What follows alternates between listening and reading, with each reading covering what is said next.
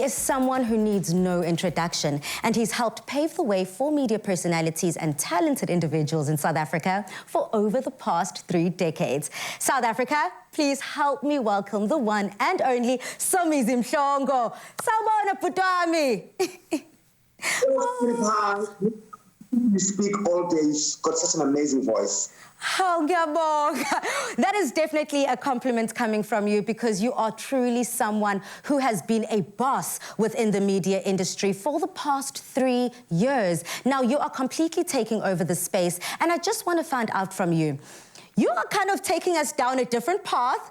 Of late, we are seeing the more foodie side of you. Now, how would you describe this part of your life? It's a very exciting part of my life, because I love cooking. And for me, cooking is not just about the food that we physically eat. It's very therapeutic. It's a spiritual journey as well. So there's more to it than what we see. But for me, it is extremely an amazing journey, of a part of my journey. And I'm looking forward to more and more and more and more cooking sessions, books, etc., etc. And speaking about books, I mean, you have your second cookbook on the way. I believe it's going to be released shortly, and titled Breakfast with Somizi. Now, you know, here on Afternoon Express, we're all about our food. We're all about creating different inspired dishes in the kitchen. So I want to find out from you, what inspired your breakfast-focused cookbook, and what would we find in it? Obviously, I did dinner with Somizi, the book, and I was like, I'm not going to release another dinner book. Let me be creative. Let me be innovative. So I like, lunch, not yet. Let's do breakfast, because I'm big on breakfast. And my breakfast is not your normal looking bacon, egg, and cheese breakfast on the plate. It is zakanga. It is creative. It makes you want to eat with your eyes first, and sometimes it makes you want to touch it because it looks so good, but then also the taste is exactly as you had imagined. So my breakfast book is going to be just that. I'm going to be extremely creative. I'm going to make different things and I try as much as possible to do things that have either never been done or they're not popular, but they give people excitement, because people are lazy sometimes to make breakfast with, I'm just going to fry eggs. But if they come up with stuff to make, it's going to make them want to eat breakfast. Oh, I like that. You know, one thing about Somizi, he will add a new word to the vocabulary. It's going to be zakanga. Listen, I'm here for it. I am locked and loaded, and I cannot wait to get my grubby paws on that delicious cookbook. Now, you really are focusing on the entrepreneurial side of your brand as well. I believe you also have a children's clothing brand in the pipeline. I mean, tell us about that, sir. Yes, before I forget, so the cookbook will be out at the end of November for the festive season. And then I am super, super excited. In September, I am launching my kids' clothing line. It's called Sompire Kids. And I am super, super, super excited. And what inspired that is the love I have for children, but also the love children have for Somizi. Children think I'm a cartoon character. As a parent, when I meet them, they go, my daughter is 2, my son is 3. When they hear your voice, they recognize your voice. When they see you, when they see on TV, they go crazy. But funny enough, when they see me in person, they go back to their shell, because they become so scared, because they think, no, this is best. And one of the children cried when they said, no, Somizi is not real. Somizi can't be real. So that inspired the range for, but let me do something for them that they're going to wear and they're going to feel and touch and enjoy. So that is how the birth of Sompire Kids came about. You know, I'm actually so glad that waphendula kanjalo bhuti wami, because it actually ushers me quite perfectly into my next question for you.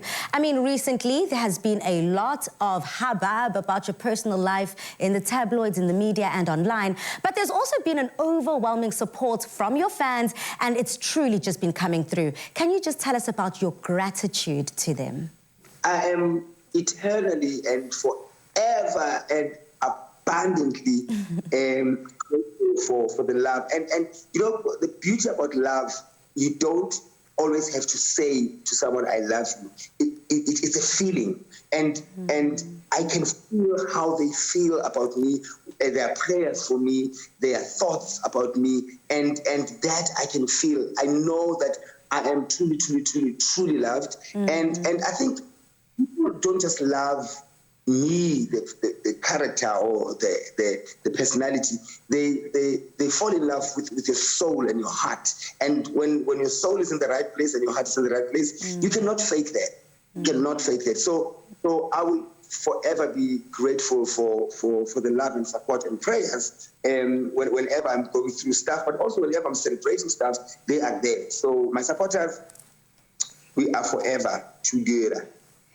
Together. And Lalela, let's keep on celebrating, because this year it is your big 5-0. It's a milestone, 50 years. And looking back at your career, what are some of the most memorable highlights and moments that you can kind of, I believe to look forward, you have to start looking back first and, appreciate. Absolutely. We don't have the whole day. At top of my mind, I would say definitely traveling the world at age 13 for 5-6 years with Sarafina the musical. That's a highlight. Shooting the movie is a highlight.